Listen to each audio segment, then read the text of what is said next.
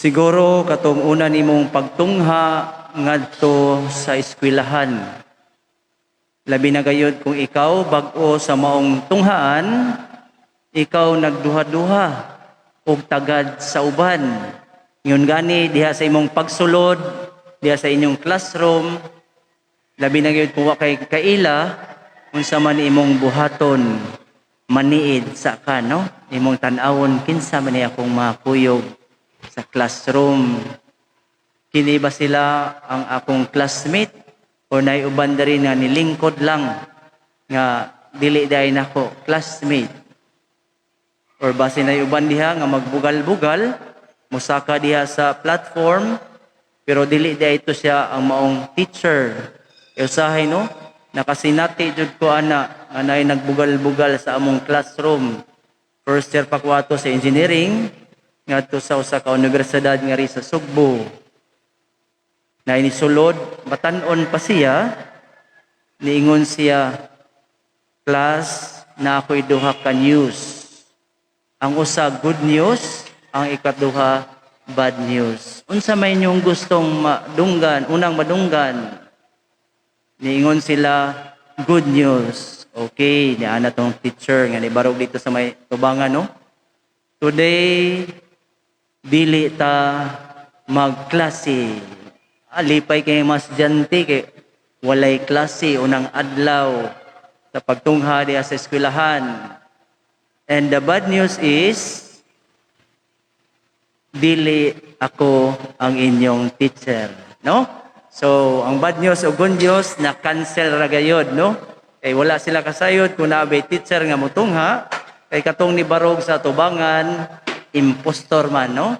Nagpretend nga teacher siya. Mga kaigsunan ko diha ni Kristo karong Domingguha atong gisaulog, no? Nga do na paday lain nga mga disipulo, dili lang tong mga apostoles, tong 12 ka buok. Na paday lain ikapitoag duha. Unsa man ni? 72 disciples, no? Siguro kitang tanan nga niya karon kita usab mga disipulo sa atong Ginoong Hesukristo. Siya naghatag og misyon alang kanato, no? Kitang tanan nga niya karon sa atong parokya o kanang naa diha nag-apong sa atong live streaming. Kitang tanan binunyagan, kitang tanan disipulo sa Dios. Kung diin kita gitagaag tahas, unsa man ang atong tahas, atong isangyaw ang maayong balita. Atong ayuhon ang mga masakiton. Ato silang tabangan para mabalik sila diha sa gingharian sa Dios. Unsa man imong matabang na masakiton usay na usa ka tawo diha nga naguol, kung ikaw maminaw kaniya, bahalag wala kay buhaton kay siya nakashare nimo gaan nagyud ang iyang paminaw.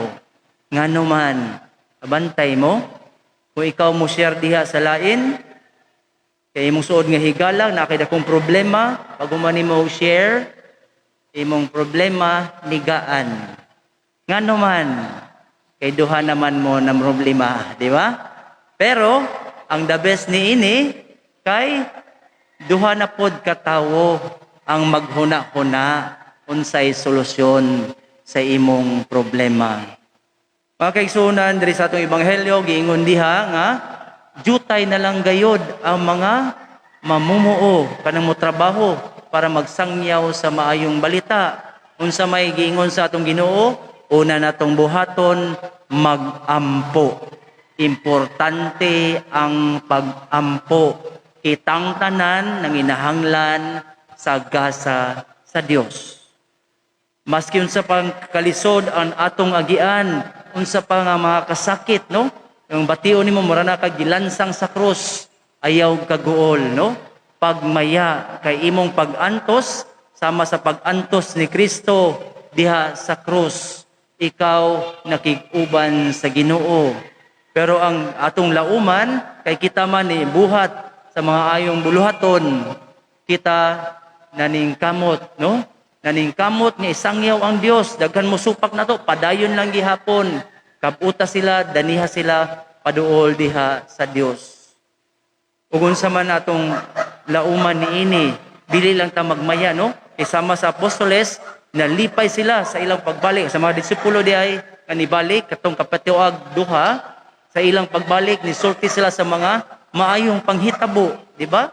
Mao man itong experience kung ikaw nalipay, dagan kay blessing sa imong kinabuhi, imo ning i-share sa uban.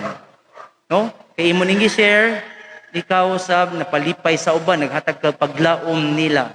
Ang labaw sa tanan, ang Ginoo nagdasig kanato nga nagpabiling matinuoron diha sa atong pagtuo sa pagbuhat sa maayo o pagsangyaw sa maayong balita nga dili lang ta magmaya nga naatay natandog, naatay na share sa atong mga blessing na atong gitagaan, pero magmaya kita nga nagpabilin nga matinud-anon diha sa pagtuo kay ang atong ngalan ato anagayod gilista sa gingharian sa Dios. So ayaw kawad ipanlaom kanang mga nalayo diha mo nang hagit kanatong tanan. Padayon kita ato silang danihon na unta ato silang madani paduol diha sa Ginoo. Malindog palihog.